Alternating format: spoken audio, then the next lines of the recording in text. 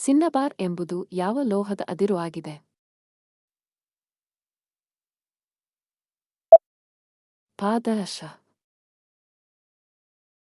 ರಕ್ತದ ಒತ್ತಡವನ್ನು ಅಳೆಯುವ ಉಪಕರಣ ಯಾವುದು?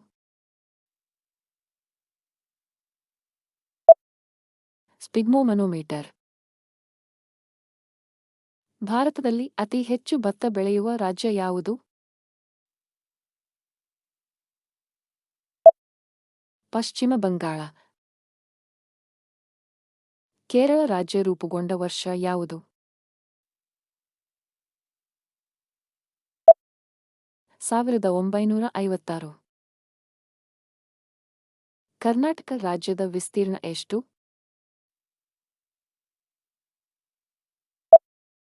1,91,791 ಚದರ ಕಿಲೋಮೀಟರ್.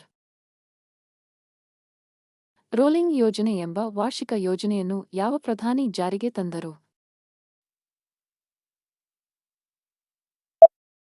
ಮೊರಾರ್ಜಿ ದೇಸಾಯಿ. ವಿಶ್ವದಲ್ಲಿ ಅತಿ ಹೆಚ್ಚು ಹಾಲು ಉತ್ಪಾದಿಸುವ ದೇಶ ಯಾವುದು? ಭಾರತ. ಜನವರಿ 2026ರಲ್ಲಿ ಸರ್ಕಾರಿ ಶಾಲೆಗಳಲ್ಲಿ ಪತ್ರಿಕೆ ಓದುವುದನ್ನು ಕಡ್ಡಾಯಗೊಳಿಸಿದ ರಾಜ್ಯ ಯಾವುದು?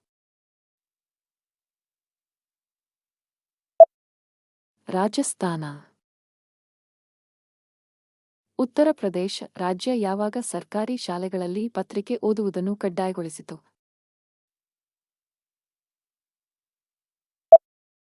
ಡಿಸೆಂಬರ್ 23, 2025.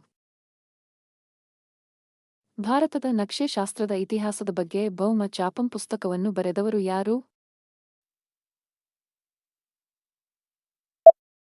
ಸಿ.ಎಸ್. ಮೀನಾಕ್ಷಿ.